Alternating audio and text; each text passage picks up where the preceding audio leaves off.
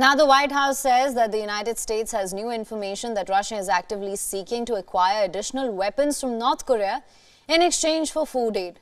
The United States has in the past accused Pyongyang of supplying arms to the Russian military in Ukraine and the mercenaries group Wagner. North Korea is one of the poorest countries in the world and has experienced chronic food shortages for decades, including a devastating famine in mid to late 1990s. Now, the White House National Security spokesperson John Kirby said that the United States is concerned that North Korea will provide further support to Russia's military operations against Ukraine and that they have new information that Russia is actively seeking to acquire additional munitions from North Korea. Kirby also said that Russia is seeking to send a delegation in North Korea and that Moscow is offering North Korea food in exchange for munitions. Kirby's comments came after the United States imposed sanctions on a Slovakian man. The man was working on arms-related sales and barter deals between Russia and North Korea since late 2022 to early part of this year. The United States alleges that the 56-year-old man was trying to arrange the sale of more than 24 types of North Korean weapons and munitions to Russia. Last September, as Ukrainian and Russian forces faced looming shortages of artillery ammunition, the White House said that it had intelligence that Moscow was planning to acquire shells and rockets from North Korea. Pyongyang denied this allegation, but over subsequent weeks, U.S. officials repeated it.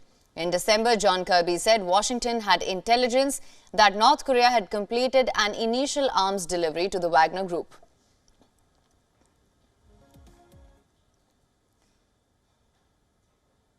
Now, for more on this, we're joined by William Courtney from Washington, D.C. William is an adjunct senior fellow at RAND Global think tank. Thank you so much for joining us on this broadcast. Sure. Now, sir, my first question to you is that the White House says that there is new information that North Korea may be supplying new munition to Russia. How do you assess this? The United States has been watching this for quite some time, in part because Russia seems to be running short of key ammunition, artillery especially. Last summer, for example, Russian forces in Ukraine were using 20,000 to 30,000 artillery shells a day. Now they're only using about 10,000, and it appears a number of those may be older munitions, the reliability of which is in question. So Russia's made clear that it is looking both to North Korea and Iran to obtain more military help for use against Ukraine. Right, absolutely. Now, this barter deal of sorts, how do you think this will impact the war in Ukraine? I'm not sure that the sanction of the Slovakian man itself will impact the war, because Russia may just go ahead and conclude a deal with North Korea anyway. But it does send a signal to others who may be thinking about cooperating with Russia in dealing with North Korea or Iran, that there could be cost to that. Right, absolutely. Also, just for more clarity here, how significant do you think these growing ties between Russia and North Korea are?